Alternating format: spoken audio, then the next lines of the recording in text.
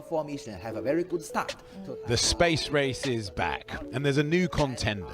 In the early hours of this morning, China said it had boldly gone where none had ever gone before, landing, it said, an uncrewed spacecraft for the first time on the rugged and little-studied far side of the moon.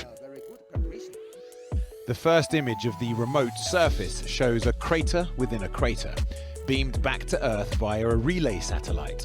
The Chang'e 4 probe will survey lunar geology, look for minerals, and conduct biological experiments too. Mission Control was delighted. I think this is a milestone. Humans have never been there, but we did it. This is trailblazing. Building a space power is a dream that we persistently pursue, and we're gradually realizing it. The far side of the moon has fascinated stargazers for centuries. The view we get of the moon from the Earth is always the same, though, because its orbit is locked to ours. This means that the time it takes for the moon to spin once on its axis is exactly the same time as it takes the moon to turn round the Earth once. Now, the moon's orbit is slightly elliptical, which means that from time to time we get a slightly different view. But 41% of the moon's surface, the far side, is always hidden from Earth's view.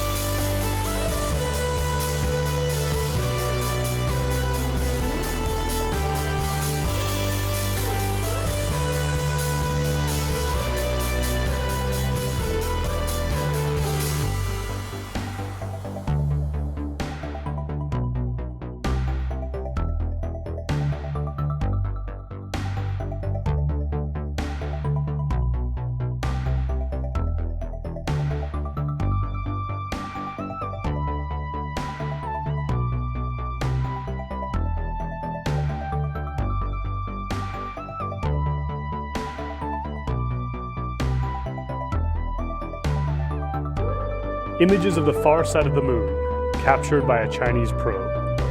And with that, China has made history, making the first ever landing in that area. The touchdown of the Chang'e 4 probe is the most significant success of the Chinese space program so far. But China has even more ambitious plans for the future. It aims to catch up with, or even surpass, the US and Russia in the next decade by building a lunar palace and sending probes and rovers to Mars. So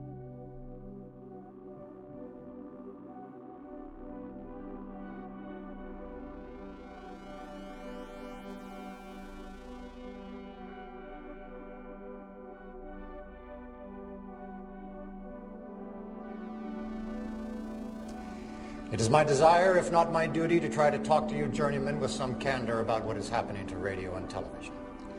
And if what I say is responsible, I alone am responsible for the saying of it. Our history will be what we make of it.